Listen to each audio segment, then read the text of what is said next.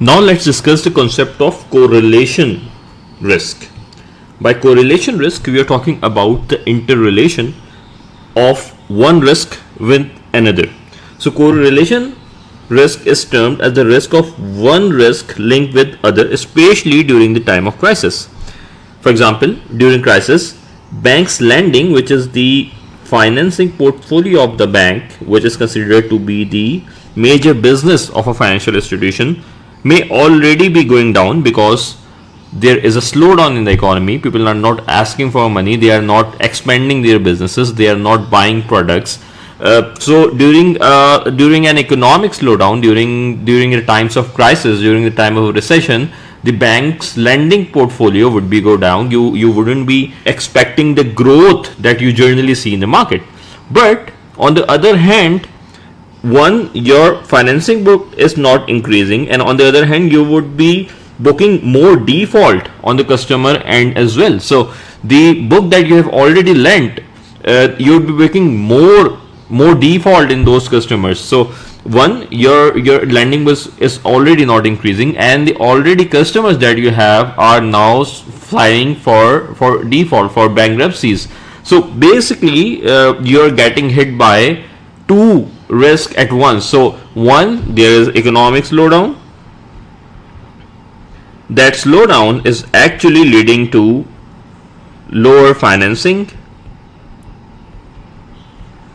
and because of the slowdown, the default risk is also on a higher end. So basically, your non-performing loan or your non-performing portfolio is increasing significantly, and of course it will have impact on your capitalization and overall profitability as well. So there's an integration, there's an interlink between different risks, and these risks this interconnection between different risks actually increase further during the time of crisis. Now let's briefly discuss again the relationship between risk and reward. As we discussed earlier, there is a natural trade-off between risk and reward, and expected loss is something that can be calculated using models, and unexpected loss is something that cannot be measured.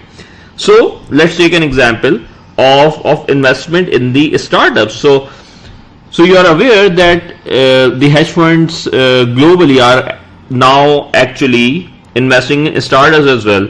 Hedge funds, venture capital organizations, these firms are actually investing in startups as well, because they think that the return that they can get from the startups are on a higher side. So the return is higher, but the success rate of a startup is also on a very lower side. So if on an average, if there are 100 startups, only 10 or 20 of them actually able to survive after an economic cycle. So the volatility here is extremely high, but they are also getting the higher returns as compared to mature corporates, where the return are comparatively lower than what they would be getting in the startups, but the volatility that they have is also on a lower side. Hence, the capacity of the risk manager to assume risk is referred as risk tolerance. So in this particular case, the hedge fund, the venture capitalist, they have a higher risk profile and they have a higher risk tolerance. So basically, they would not just be investing in one startup, they would be investing in a dozen of startups, and they would be having this approach that even one of them succeed in the long run, they would be getting money out of it. So their risk tolerance is on a higher side, but on the other hand, in terms of most of the financial institutions, the risk tolerance is not there, and they would be happy in investing in the corporates. So there's another point that when these risk tolerance are high, when the corporates, when the institution can take more risk, the spread between riskless and risky bonds. By the riskless, we are talking about government bonds, and the risky bonds, we are talking about corporate bonds. In a usual scenario, if government bond is paying you 3%, corporate would be paying you 8% or 9%. But if the risk tolerance is high, it's on a higher side, then you would the spread between these two, in this case 8% minus 3%, the spread is about 5%. But if the risk tolerance in the market is on a higher side, then you would be getting maybe 10-11% on this particular portfolio, because you are getting into more riskier business, maybe into startups, maybe into SMEs. So the risk tolerance would increase from 5% to 8%. So in terms of risk tolerance, if the risk tolerance is high, the spread between these, so when the tolerances are high, the spread between the riskless and the risky bonds would be on a higher side. Now let's discuss a very critical concept of conflict of interest in risk management. So this conflict of interest concept is considered to be one of the major challenges when it comes to implementing the risk management practices. What happens is that the people, the staff, the employees who are in position to be most aware of the presence, probability and potential impact of various risk factors are sometimes the ones who try to profit from its presence. So basically they are the ones who are the custodians, who are responsible for managing, they are responsible for managing the risk well. They should be coming forward and they should be taking actions in which those risks can be addressed. But as opposed to them coming forward and implementing better risk management practices, they try to take advantage out of it, because this is conflict of interest of their own with the interest of the organization. So as compared to the interest of the organization, they try to get themselves benefit of this presence, of this opportunity of getting benefit out of some loophole in the risk management practices. One of the examples is an example of a rogue trader.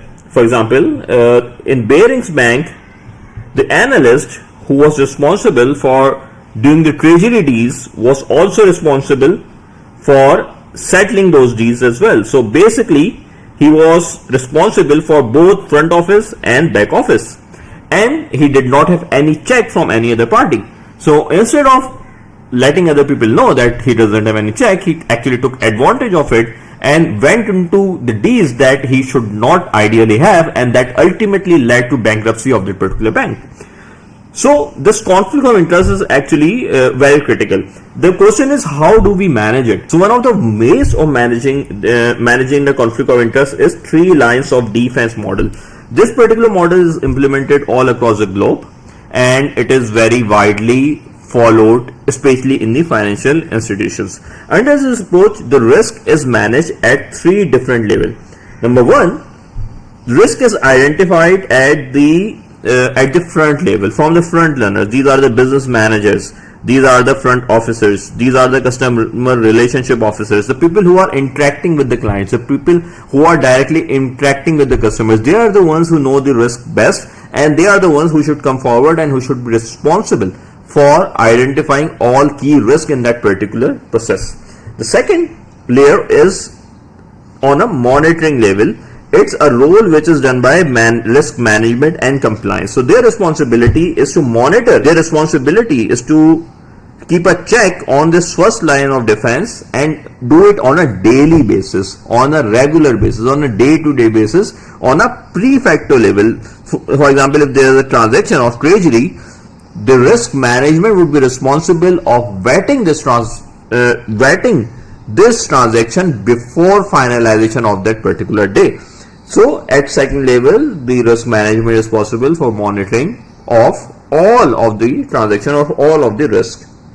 At third level, there is an independent post facto audit by the internal audit and also by the external auditor. So basically, at 2 steps, at the second step, the transaction is concluded, but after 3 months, an independent team would arrive and they would be checking those transactions again, and they would try to find out was there any discrepancy in the transactions that were performed by the layer 1 and layer 2. So basically, what we are trying to do, we are trying to minimize our risk at layer 1 and 2, but we are also trying to ensure that if there is something that is left, it should be ideally checked on a post facto basis, and if there are any loopholes, it should also be identified, and the company has to make sure that there are no loopholes in the future.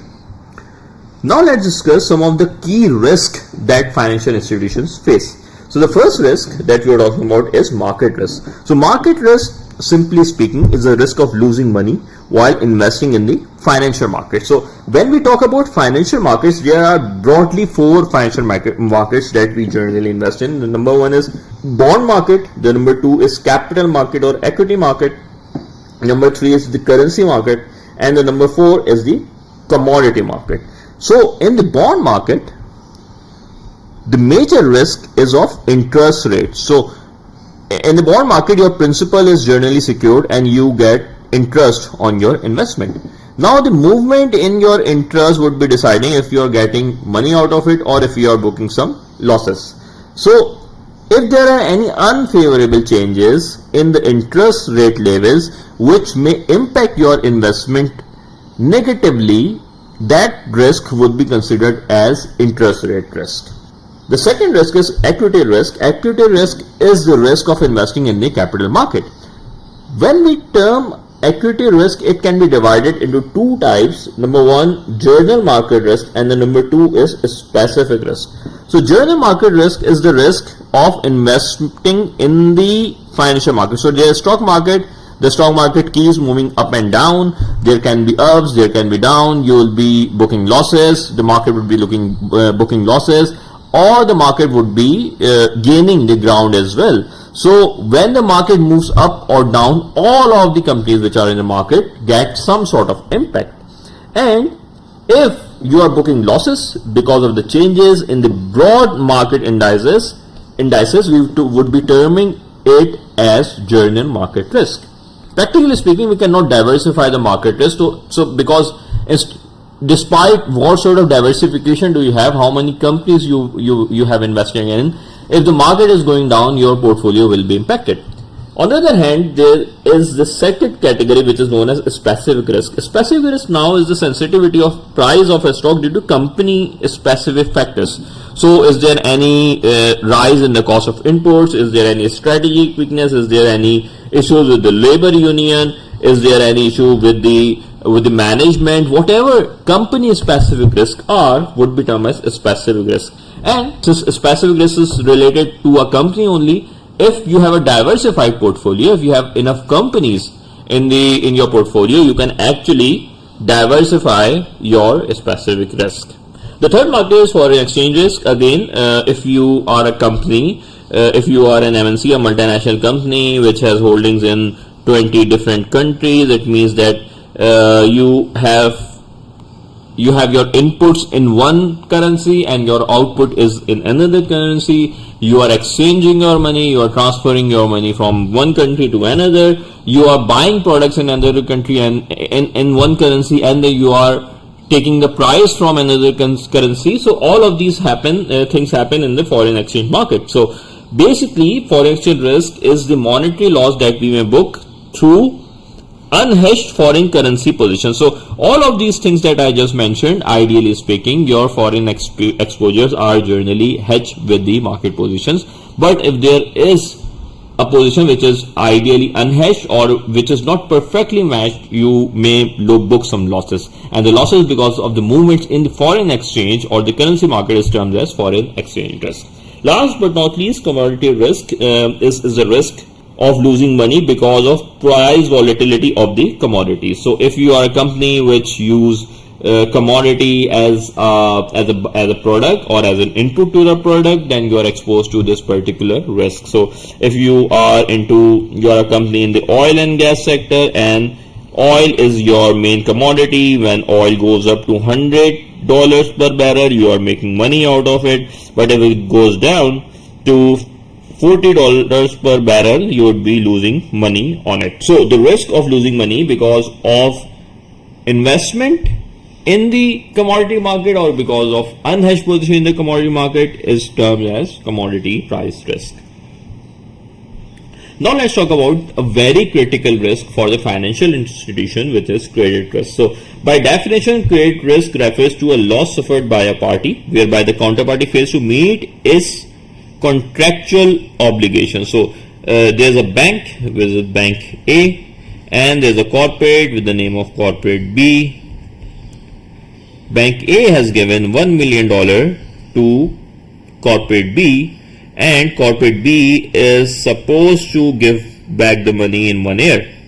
But if the corporate does not pay the money back to bank A because of whatever reason that we'll just shortly discuss, this particular risk of losing money while lending to another entity is termed as credit risk.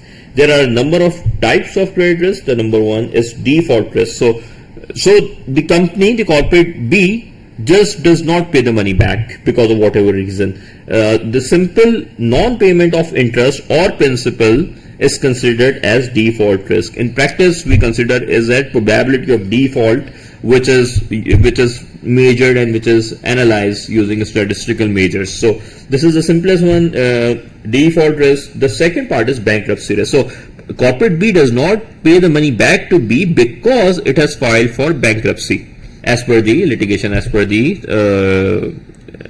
requirement, as per the law. So basically, you are not getting the money back, but the reason is that because the corporate has signed for bankruptcy. Number third is downgrade risk. So we will study earlier, there is a concept of credit rating. In credit rating, different credit grades are assigned to companies. It starts from AAA and it goes down to D, and then there is CCC. So there are different grades. So after AAA, it comes AA plus, and then we have AA, and then we have A plus, A minus. So basically, if a company is at AAA and it goes down to AA plus, we term this as downgrade in credit rating. So if there is a significant drop, if there was a company which was AAA rated and it moves down to, let's say, CC in a short period of time, then you have a high probability of losing your money. So basically, this risk of downgrade, and with the downgrade in the credit rating, your probability of losing money or of credit risk increases significantly. So as there is a downgrade in the credit rating, the bank would start charging a higher lending rate to compensate for the increased rate. So if there was a company which was AAA, you may have been charging 3% rate, but if it goes down to CC, the rate would go up to 25%. Because you know that the chances of bankruptcy, chances of credit risk is significantly high, and you want to attract more money, you want to gain more money for this particular case. The last one is settlement risk. Settlement risk is a risk which is involved in two counterparties which have exposure to each other. So there's a party A and there's a party B. Party A has given $1 million to party B, and party B has given $1.5 million to party A. It means on a net basis, party A has to pay $0.5 million to party B. So, for example, they were in a contract and then they were going through the settlement, and during the settlement, this party actually defaults, or it signs for bankruptcy, or whatever thing happens. So now, if there's a case where party A signed for bankruptcy, or it may get defaulted due to whatever reason, then party B would not be getting its $0.5 million. And since this is because of a settlement issue, this risk is considered as settlement risk. This is also known as counterparty risk as well. The next risk is liquidity risk, which is considered to be one of the most critical risks in the financial institutions. Simply defining, the liquidity risk is the inability of a company to make its contractual payment. There was a company A, there was a company B. Company A was supposed to pay $1 million on 30th August, and it did not have the cash, it did not have the money to pay its back, pay the $1 million, the contractual liability to party B. This would be termed as liquidity risk. Now, liquidity risk has two broader categories. Number one is funding liquidity risk and the second is market liquidity risk. Funding liquidity risk occurs when the entity unable to pay down or refinance its debt or satisfy cash obligation or fund capital withdrawal. So funding liquidity risk is more of a long-term thing. It is related to capital planning or it is related to debt positioning. So you knew that you were short of capital, but you just not able to arrange that sort of capital. We can also see it from a different perspective of a banking industry in which there is a natural mismatch between assets and liabilities.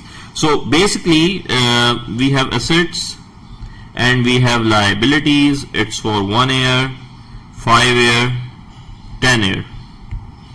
So you have to pay liabilities here of $1 million in 1 year, and your assets are placed in the 10-year portion.